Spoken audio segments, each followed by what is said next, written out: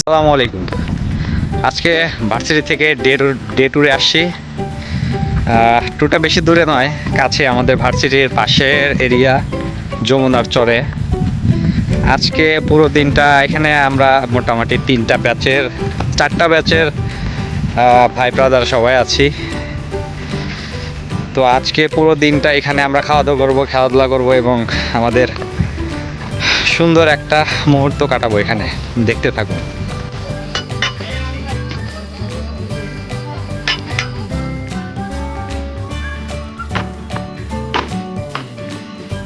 আমরা প্রায় 35 থেকে 40 জন এখানে এসেছি। আজকে এক বেলার মতো আমরা এখানে সময় স্পেন্ড করব। আমরা রান্না করার জন্য জিনিসপত্র এখানে এনেছি, সামিয়ানা টানানো হয়েছে।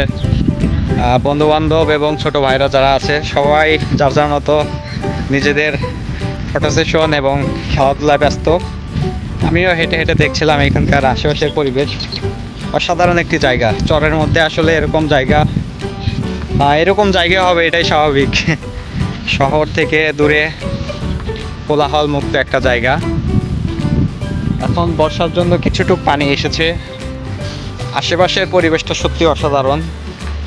আমি পুরো জায়গাটি হেঁটে হেঁটে দেখছিলাম আশেপাশে কি আছে।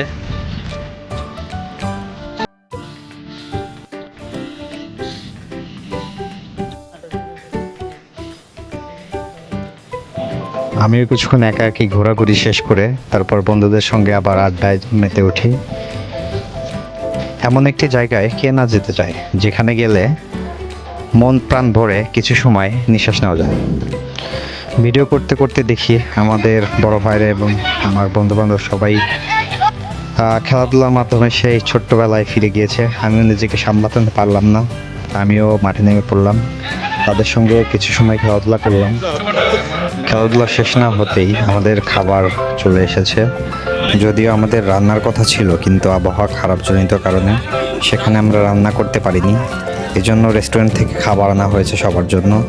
সকলেই খোলা মাঠের মধ্যে বসে একসাথে খাবার খাচ্ছিলাম।